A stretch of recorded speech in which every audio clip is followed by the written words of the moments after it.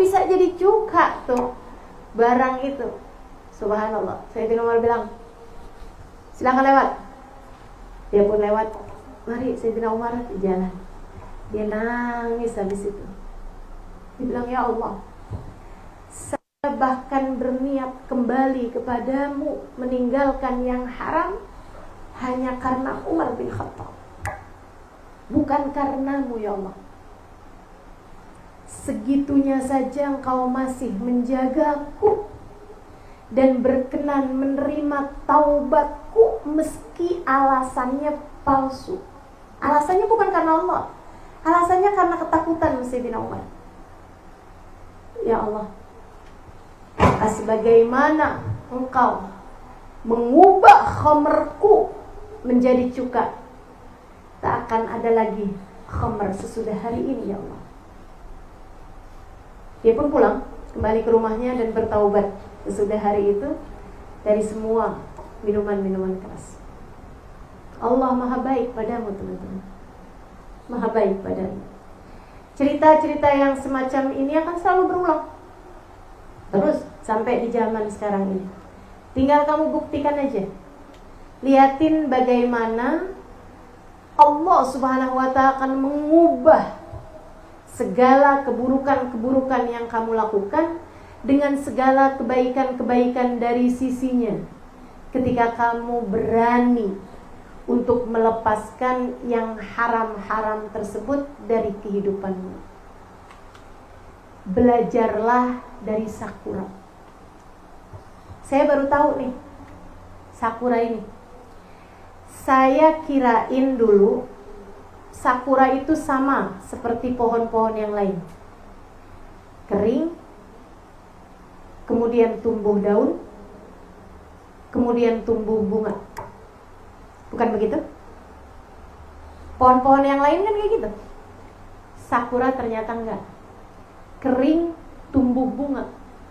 Makanya saya dari dulu tuh heran, kenapa kok bisa ada pohon, ada bunganya tapi enggak ada daunnya. Bukan karena ia pohon yang tak berdaun, akan tetapi karena bunganya tumbuh duluan sebelum daunnya.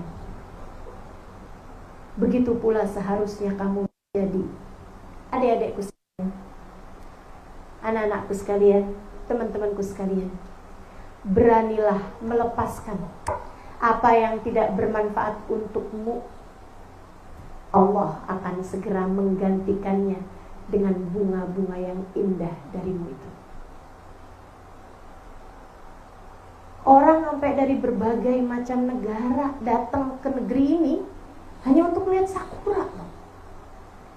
Indah banget sampai bikin semuanya pada mau datang. Karena dia telah melakukan sebuah pengorbanan besar, merontokkan semua daun-daunnya di musim kemarau. Kamu juga begitu. Hidupmu di dunia ini adalah musim kemarau. Kamu harus berani melepaskan hal-hal yang tidak kamu perlukan. Kelak darimu akan tumbuh bunga-bunga yang indah. Jadilah sakura teman-teman. Jadilah sakura. Indah. Jadilah sakura. Bermanfaat. Jadilah sakura. Sakura itu ustazah didatengin karena sebentar aja musimnya, seminggu 2 minggu. Saudaraku sekalian, hidupmu di dunia dibandingkan dengan panjangnya masa hidupmu nanti di hari akhirat, ia hanyalah seminggu 2 minggu saja. Ia hanyalah sebentar. Sama halnya dengan pohon sakura itu. Gitu seharusnya jalanin kehidupan. Jangan berat buat ngerontokin daun. Kalau lagi musim kemarau nih, hidup di dunia kamu nih, jangan berat buat merontokkan yang haram-haram. Rontokin aja, gak apa-apa. Saya kalau gak makan ini, saya makannya jadi telat nih, terlambat. Kalau nungguin yang halal makannya jadi terlambat. Terlambat berapa lama? Ya, saya nanti pulang dulu baru saya bisa makan yang udah pasti halal. Tungguin. Tenang. Kalau nggak makan siang, atau kamu skip makan malam, atau kamu skip sarapan, kamu nggak akan mati. Manusia itu kalau nggak makan, nggak minum lebih dari 10 hari baru bisa mati. Jadi kalau kamu cuma skip makan siang, skip makan malam, menunggu yang halal, menunggu yang sudah pasti halal, kamu gak akan kenapa-napa, teman-teman saudaraku sekalian. Tungguin. Jangan terburu-buru, jangan tergesa-gesa. Ingat selalu ucapan saya, yang buat kita takut, wah kalau nggak kayak gini nanti saya nggak bisa makan, wah kalau saya nggak minum ini nanti saya kehausan, wah saya kalau nggak pacaran nanti saya nggak dapet jodoh, wah saya kalau nggak sama dia nggak ada lagi yang mau menyayangi saya, wah kalau saya tidak melakukan apa yang dia mau nanti saya ditinggalkan, wah kalau saya buka-buka baju saya, kalau saya nggak buka-buka baju saya, nggak ada orang yang mau nemenin saya. Wah, kalau semua ketakutan-ketakutan tersebut hanyalah kekhawatiran-kekhawatiran yang dibisikkan oleh hawa nafsumu, yang dibisikkan oleh setanmu ke dalam hatimu itu. Ia hanyalah fata morgana, ia hanyalah ilusi belaka.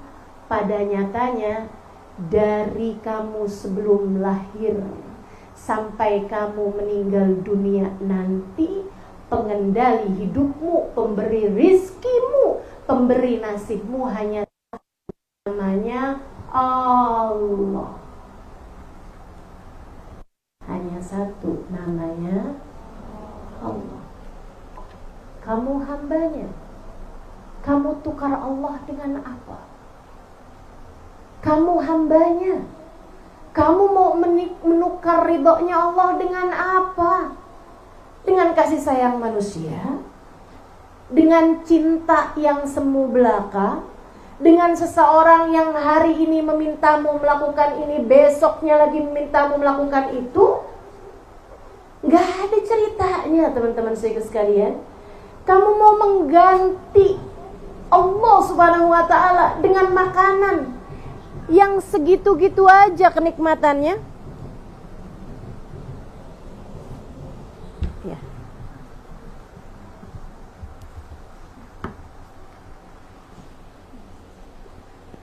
Diganti. Allah. Ini tadi kepencet saya apa? Enggak, ini udah merah tadi. Iya. Iya. Halo. Jangan mau gantikan Allah dengan apapun, teman-teman. Gak ada yang sebanding. Tidak ada yang sebanding. Seringkali urusannya hanya soal waktu. Jangan tergesa-gesa. Jangan tergesa-gesa. Kalau saya nggak pacaran, saya nggak nikah. Itu kan kamu tergesa-gesa namanya. Kalau saya nggak makan ini, saya akan kelaparan. Belum tentu saya makan lagi habis ini. Kamu tergesa-gesa.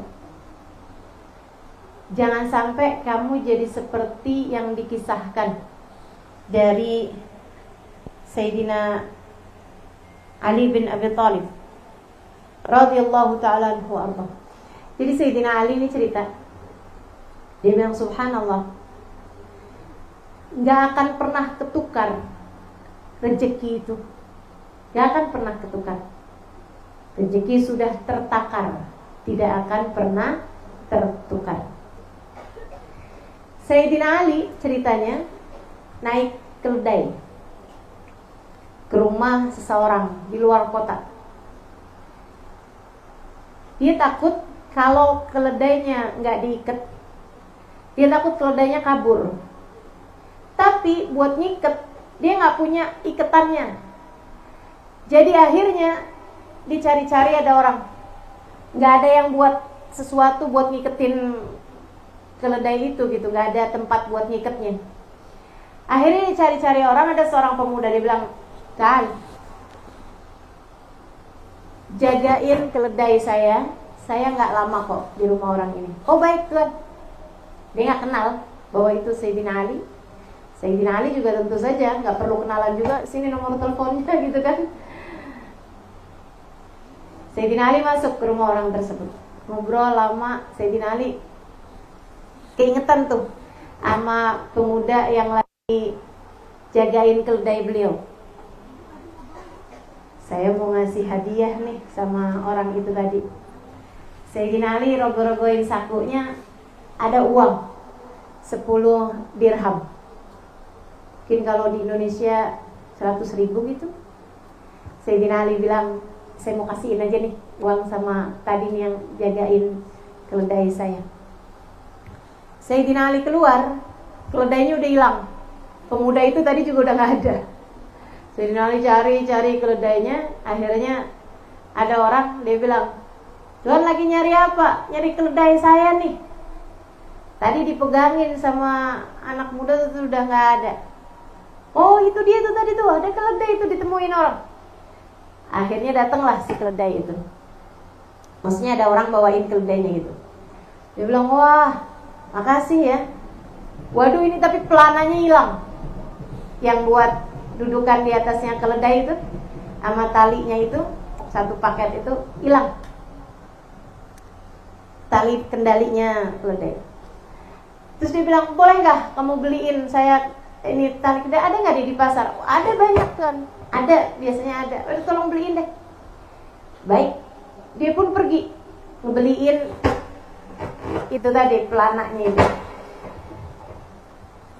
Kemudian dia bilang, begitu nyampe, Sayyidina Ali lihat, "Wah, ini nih yang hilang tadi nih, ini punya saya nih yang hilang tadi nih. Ini kamu beli berapa harganya?" 10 dirham tuan." "Oh, orang yang jualnya kayak gimana?" "Seorang pemuda, ada jambangnya sedikit, di sini ada." "Itu dia yang tadi pegang keledai saya, yang akhirnya nyuri tuh. Ini dia tuh orangnya tuh tadi tuh." Subhanallah, kata Sayyidina Ali, dia terburu-buru. Andai dia tidak terburu-buru, uang tersebut akan datang padanya dalam keadaan halal. Tapi karena dia terburu-buru, uang tersebut datang padanya dalam keadaan haram. Dia terburu-buru, dia perlu duit, apa nih yang bisa gue jual, gitu kan? Akhirnya dia ambil tuh pelananya, dijual tuh ke sana, ke pasar. Yang beli Sayyidina Ali juga, pakai duit 10 dirham juga. Andai dia tidak terburu-buru, tentu uang tersebut akan datang padanya dalam keadaan halal. Itu selalu terjadi dalam kehidupan kita, teman-teman. Ada istri yang ngambil duit suaminya, ketika pas nyuci baju nemu katanya, dia bilangnya si rezeki istri solehah. Ya Allah, kamu nggak tahu, mungkin aja kalau kamu nggak terburu-buru, bisa jadi sebenarnya suami memang mau ngasih duit itu untukmu. Kamu suka terburu-buru apa-apaan. Kamu pikir kalau kamu nggak pacaran sama dia, kamu nggak akan nikah sama dia. Bisa jadi yang namanya jodoh itu emang udah ketulis kan. Sebenarnya emang dia itu bakal jadi jodohmu. Andai saja kamu nggak pacaran, kamu akan bertemu dia dalam keadaan halal. Tapi karena kamu terburu-buru, kepengen, ada yang nanyain, "Kamu udah makan sayang?" Kepengen ada yang bilangin selamat pagi. Jangan terburu-buru, sehingga biarkan semua yang datang padamu datang dalam keadaan halal. Yo, belajar untuk terus bisa jadi hambanya Allah Subhanahu wa ta'ala. Jadi poinnya yang pertama, kamu harus berani melepaskan yang haram. Seperti pohon sakura yang berani merontokkan daun-daunnya di musim kemarau, sehingga sesudahnya, jika sudah musimnya, Allah akan gantikan daun-daunan kering tersebut dengan bunga-bunga yang indah. Beranilah meninggalkan yang haram. Apa aja yang haram itu? Teman-teman saudara sekalian yang saya muliakan, yang haram dari semua hal. Makanan, minuman yang kamu pakai. Laki-laki haram pakai sutra, perempuan boleh pakai sutra. Tapi perempuan gak boleh pakai make up yang mengandung BABI misalnya, ya kan? Nah, kamu harus lebih perhatikan. Ustazah, kenapa kalau di negeri kita Indonesia kita nggak harus terlalu perhatikan barang-barang begituan? Karena memang nggak terlalu banyak. Sementara kalau di negeri ini kan memang banyak sekali kandungan-kandungan yang tidak halal. Ada di berbagai macam hal dalam kehidupan. Saudaraku sekalian yang saya muliakan, termasuk juga cara mencari uangnya. Pekerjaanmu, jangan sampai kamu melakukan hal-hal di dalam pekerjaanmu tersebut yang melanggar aturan agama Allah Subhanahu wa ta'ala. Jangan mau mengerjakan pekerjaan-pekerjaan yang haram. Kamu tentu tahu yang mana yang haram, yang mana yang halal. Bukan begitu? Ya kan? Tinggalkan yang haram-haram itu. Saya ingat satu kisah dari Syekh Mutawalli Sya'rawi. Kisah ini dikisahkan oleh salah satu dari ustadz yang ada di Jordania sana. Saya dengarkan salah satu kajian beliau, namanya Syekh Aun Al-Qudumi. Dia bilang, saya lagi umroh pas di Madinah. Dia bilang, saya lagi duduk-duduk di lobi ketika saya dengerin, saya ketemu sama seorang manajer di hotel tersebut, hotel bintang 5 di Madinah. Dia bilang, dia pun kemudian cerita, si manajer hotel bintang 5 di Madinah itu. Dia bilang, saya dulu bekerja sebagai tukang nuangin minuman keras di sebuah hotel di Mesir. Hati saya kayak gak terima banget sama pekerjaan itu. Saya sholat, bahkan saya gak minum, dia bilang. Tapi saya bekerja jadi apa tuh namanya, barista, apa? Bartender. Saya bekerja jadi bartender di hotel itu gitu. Rasanya hati kayak gak terima banget gitu kan. Saya sholat, saya kerjain ibadah, tapi kok pekerjaan saya haram gitu. Saya menyiapkan minuman haram buat orang-orang untuk mereka melakukan sesuatu yang haram. Dia bilang, satu hari hotel kami itu kedatangan Syekh Mutawalli Sya'rawi, seorang ulama besar di Mesir. Sudah meninggal dunia sekitar mungkin 20-an tahun atau 25 tahun lalu meninggalnya. Dia bilang, Syekh Mutawalli Sya'rawi, semua orang kenal beliau. Beliau ulama terkemuka, bahkan paling terkemuka di Mesir sini. Tapi baru itu beliau masuk ke hotel kami untuk menginap. Mesir kan besar. Jadi mungkin beliau ada acara di hotel tersebut atau dekat dengan tempat tersebut sehingga menginap di situ. Dia bilang dalam salah satu saat beliau mau masuk kamar, ada di antara kami yang datengin Syekh Sya'rawi.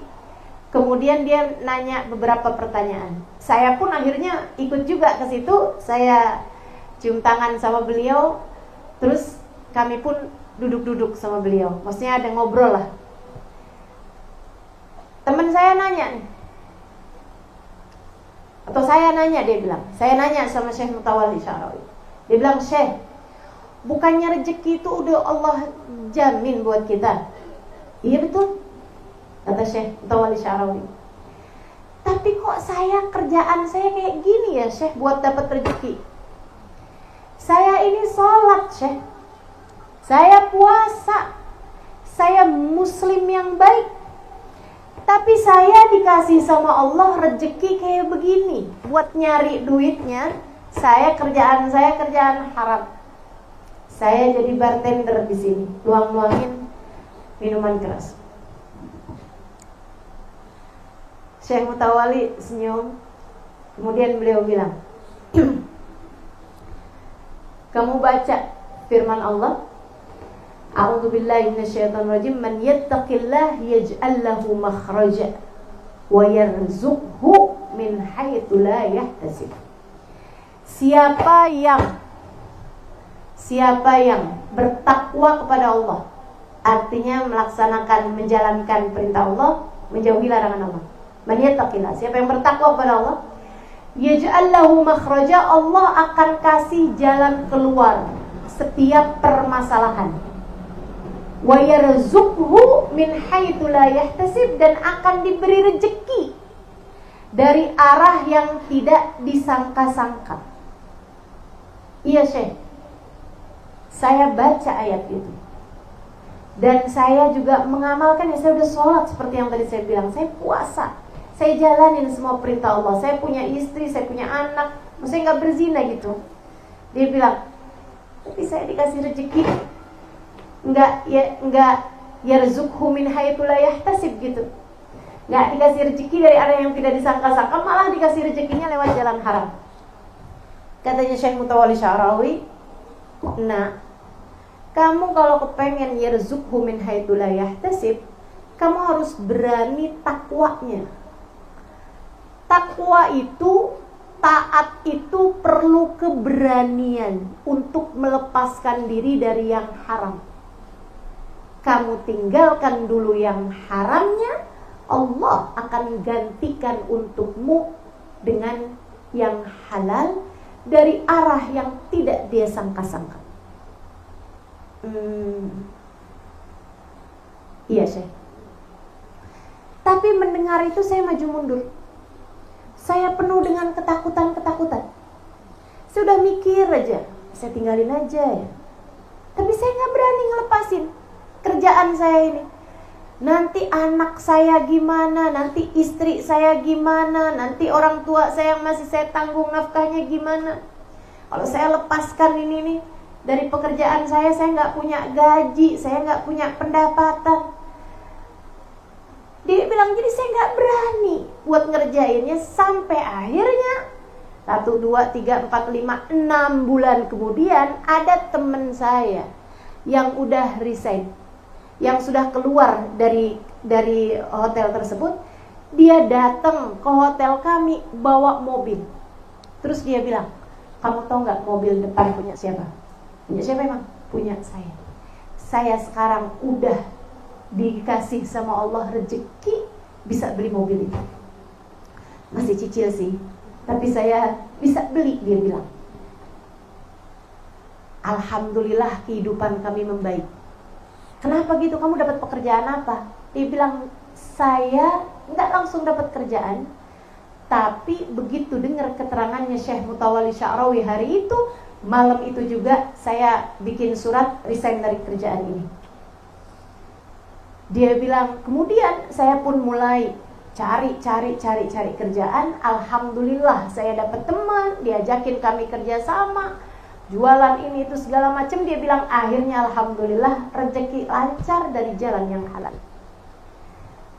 Dia bilang malam itu juga saya pun segera menulis surat resign dari perusahaan tersebut. Dia bilang malam itu juga selain saya bikin surat resign, saya juga lamar-lamar kerjaan ke hotel-hotel di Mesir atau ke pekerjaan-pekerjaan yang halal tapi nggak jadi bartendernya gitu kan. Dia bilang saya ngelamar ini itu apa banyak banget perusahaan-perusahaan dan kebanyak banget usaha-usaha, tapi tidak ada yang membawa pada hasil. Sebulan, 2 bulan. Ini dia nih, jangan tergesa-gesa. Akan ada waktunya. Semua akan ada waktunya. Saudaraku sekalian, dia bilang sampai saya mulai berhutang untuk membiayai kehidupan rumah tangga kami. Hutang sama saudara. Dan saya pun terus saja sambil saya menengadah tangan, saya bilang sama Allah, ya Allah, ya Allah, ya Allah. Terus saya minta sama Allah SWT. Saya bilang, ya Allah, saya sudah tinggalkan yang haram-haram. Saya nggak mau lagi, ya Allah, bersentuhan dengan semua yang haram. Apapun aja yang haram, saya nggak tertarik lagi darinya. Dia bilang, subhanallah. Gak berapa lama kemudian ada email masuk dari sebuah hotel yang saya pokoknya kirim aja tuh di mana-mana tuh. Dia bilang tiba-tiba saya dapat email dari sebuah hotel dan hotelnya itu adalah hotel tepat di ring pertama, di jalur pertama dari Masjidil Nabawi di Madinah. Saya pun segera berangkat. Dia bilang saya mulai bekerja di hotel tersebut dan alhamdulillah gak lama kemudian naik, sampailah saya jadi manajer di hotel ini. Allah kalau gantiin gak main-main, dari bartender jadi manajer. Teman-teman saudara sekalian, dari yang haram menuangkan minuman-minuman keras sampai kemudian menjadi seseorang yang tinggal di Madinah, kapan waktu aja bisa ziarah kepada Nabi Muhammad.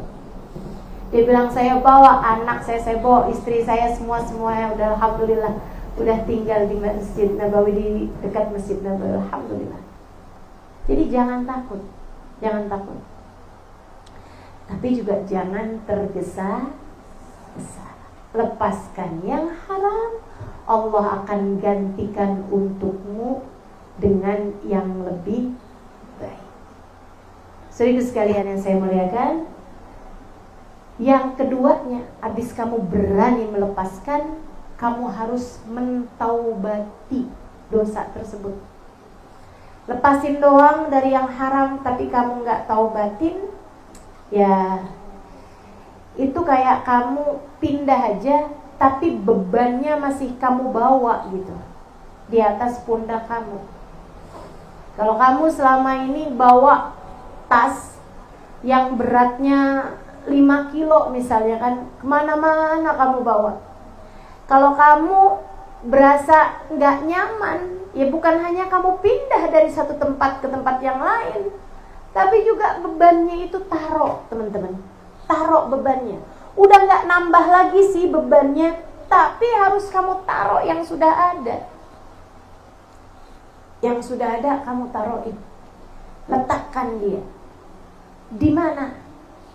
Di pintu ampunan Allah. Caranya, bersimpuhlah kamu di hadapannya. Bersimpuhlah kamu di hadapannya. Tangisilah dosa-dosamu itu di pertengahan malam. Bangunlah. Sesaat menjelang subuh, bangunlah. 1 jam sebelum subuh, bangun. Bangun. Kamu hambanya Allah, teman-teman. orang-orang yang jadi hambanya uang, yang jadi hambanya bosnya. Kadang-kadang kerja nggak peduli waktu kok. Kapan aja disuruh sama bosnya, jam 2 malam sekalipun dia akan bangun. Kamu hambanya Allah, kamu budaknya Allah. Katanya Allah Subhanahu wa taala, "Kadzdzab man idda'a mahabbati idza jannahu al-lail nama'ani." Bohong orang ngaku cinta padaku, tapi dia nggak ada bangun-bangunnya di pertengahan malam. Kamu kalau mau disayang sama Allah, Allah gantikan untukmu yang lebih baik, nasibmu Allah Subhanahu wa taala perbaiki. Yuk belajar. Belajar sungguh-sungguh dengan Allah. Belajar punya urusan yang dekat sama Allah. Belajar punya hubungan sama Allah. PDKT yang benar sama Allah Subhanahu wa taala. Allah seneng didekati di pertengahan malam atau di sepertiga malam terakhir. Allah senang didekati di jam-jam itu, teman-teman. Bangun. Rasakan nikmatnya tahajud. Belajar menikmati sholat malam. Belajar memaknai istighfar di waktu sahar, di waktu jelang subuh. Cobain. Kamu akan tahu bahwa ternyata Allah ketika memenuhi hatimu, tak lagi kamu butuhkan apapun dari selainnya. Cobain. Serius sama Allah SWT. Sholat beberapa rakaat tahajud. Kemudian sesudahnya kamu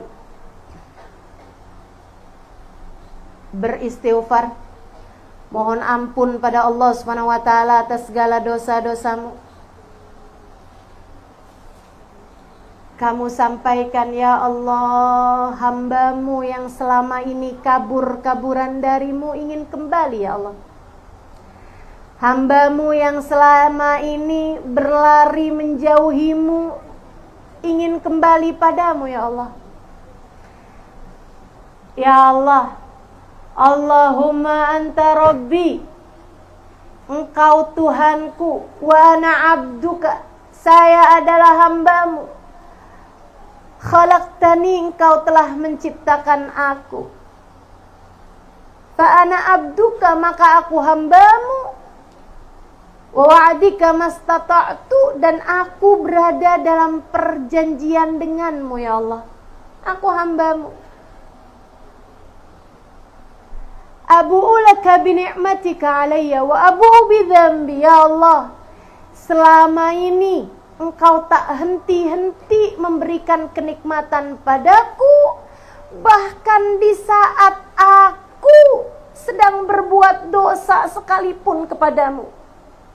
Betapa seringnya kamu melanggar aturan-aturan Allah SWT, tapi Allah tidak menghentikan pemberian-pemberiannya kepadamu. Bukan begitu? Betapa sering matamu itu kamu pakai buat melihat yang haram. Apakah ia berhenti melihat? Enggak. Tetap aja tuh matamu yang kamu gunakan untuk melihat yang haram, kamu gunakan untuk berpacaran, kamu gunakan untuk memandang orang lain dengan pandangan menghina. Allah Subhanahu wa taala masih biarkan kamu dapat melihat dengan mata tersebut. Abu'u laka bini'matika alayya, ya Allah, aku selalu datang kepadamu dengan bertubi-tubi dosa, namun selama ini engkau tak menghentikan berbagai kenikmatan yang kau berikan padaku. Faghfirli, ampunilah aku ya Allah, fa innahu la yaghfirud dzunuba illa anta. Tak ada yang dapat mengampuni dosaku ini ya Allah kecuali engkau. Dek, kamu punya dosa? Punya apa banyak? Ada nggak di sini yang dosanya kurang? Kayak saya kurang banyak, tambahin dulu deh. Biar tar taubatnya sekalian. Kita semua udah punya catatan dosa yang cukup banyak, bahkan yang sangat banyak. Dan saya sampaikan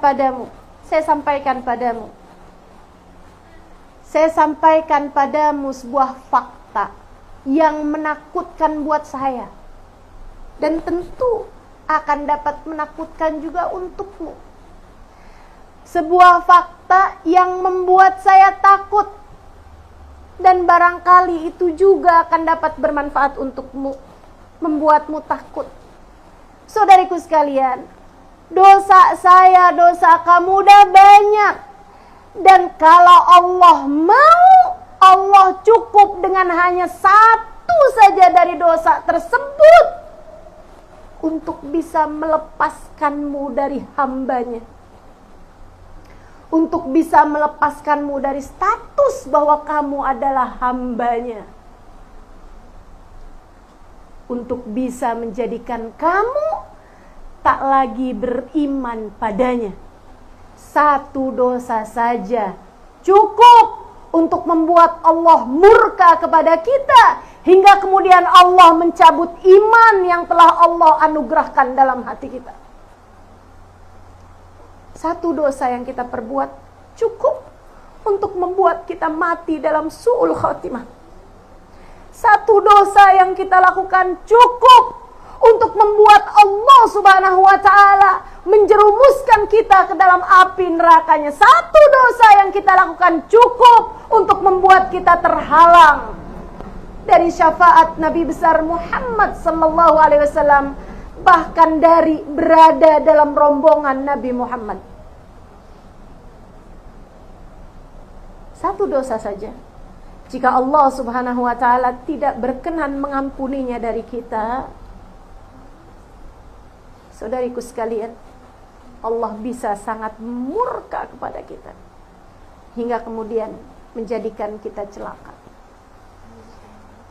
Maka sebelum itu terjadi, dan semoga tidak terjadi, kita harus sesegera mungkin bersimpuh di pintunya, mentaubati dosa-dosa kita, sambil sungguh-sungguh minta pada Allah Subhanahu wa ta'ala, ya Allah, biarkan aku tetap di pintu-Mu.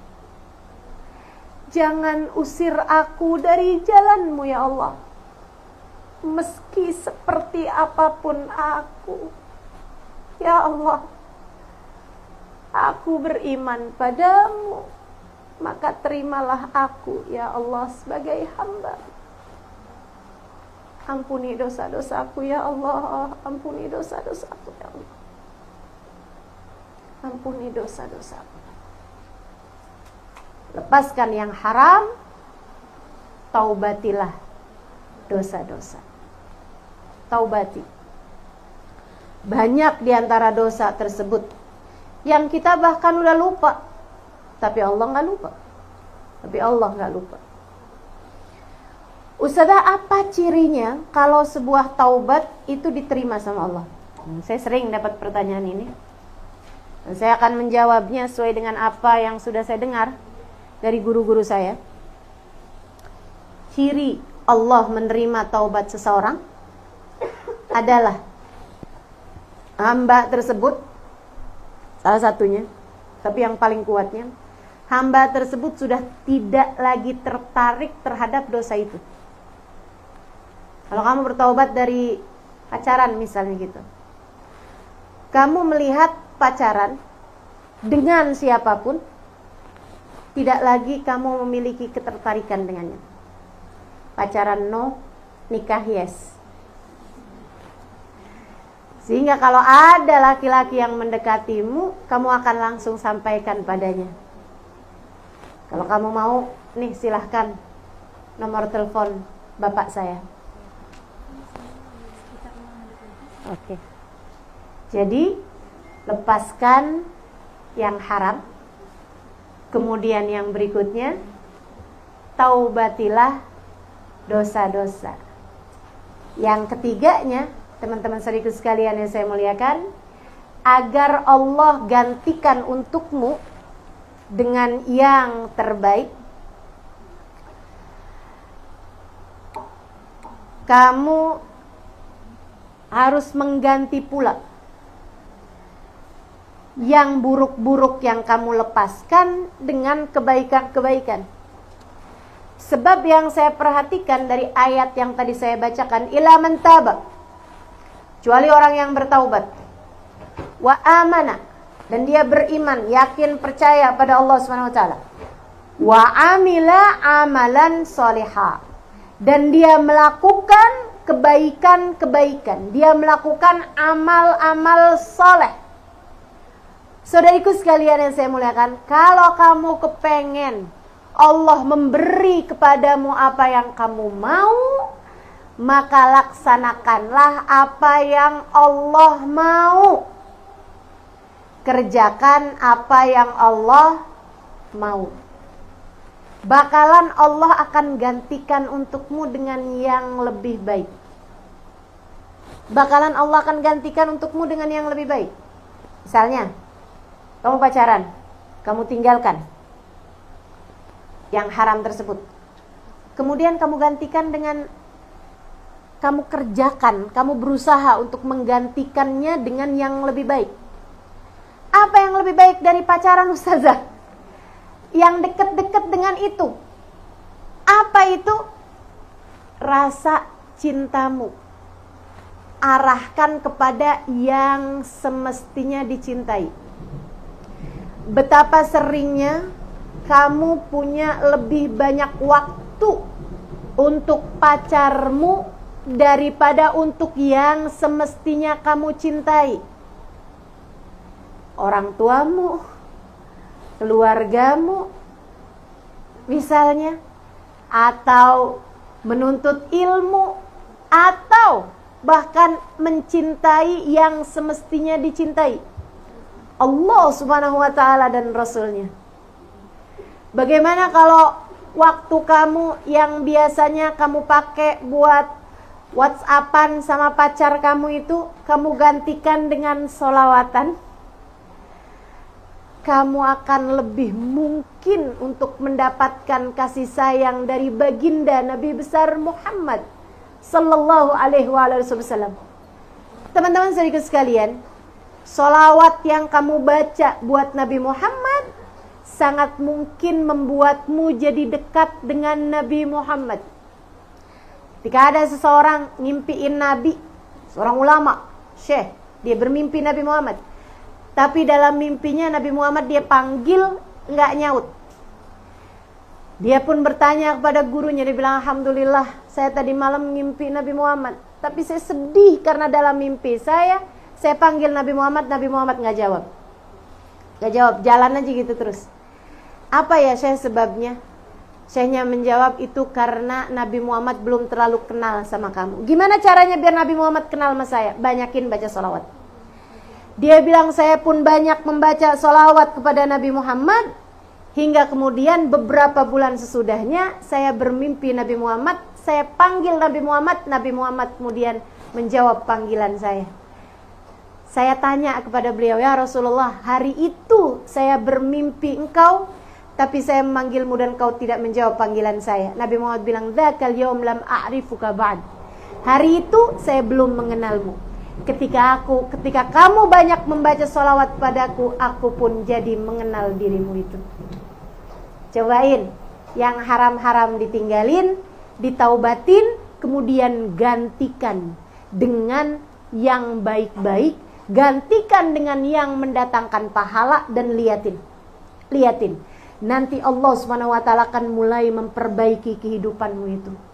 Nanti yang kamu bilang, aduh rezeki saya seret banget, nanti kamu akan lihat, aduh kok kayaknya gak ada yang sayang sama saya. Tiba-tiba nanti kamu akan lihat, semuanya akan menjadi mudah, semuanya akan menjadi indah, seperti bunga-bunga sakura yang mulai bermekaran pada saat musimnya tiba. Semua akan menjadi lebih baik ketika kamu mulai berani meninggalkan yang haram, mentaubatinya dengan sungguh-sungguh, dan mulai menggantikan hal-hal yang haram dalam kehidupanmu tersebut dengan kebaikan demi kebaikan. Kamu kerjakan apa yang Allah mau, Allah pun memberikan kepadamu apa yang kamu mau. Rabbana zalamna anfusana wa illam taghfir lana wa tarhamna lanakunanna minal khasirin. Rabbana atina fid dunya hasanah wa fil akhirati hasanah wa qina adzabannar. Bi fadli subhana rabbika rabbil izzati amma yasifun wa salamun alal mursalin walhamdulillahi rabbil alamin. Semoga dapat diamalkan. Wa ila hadratin nabi. Al-Fatihah.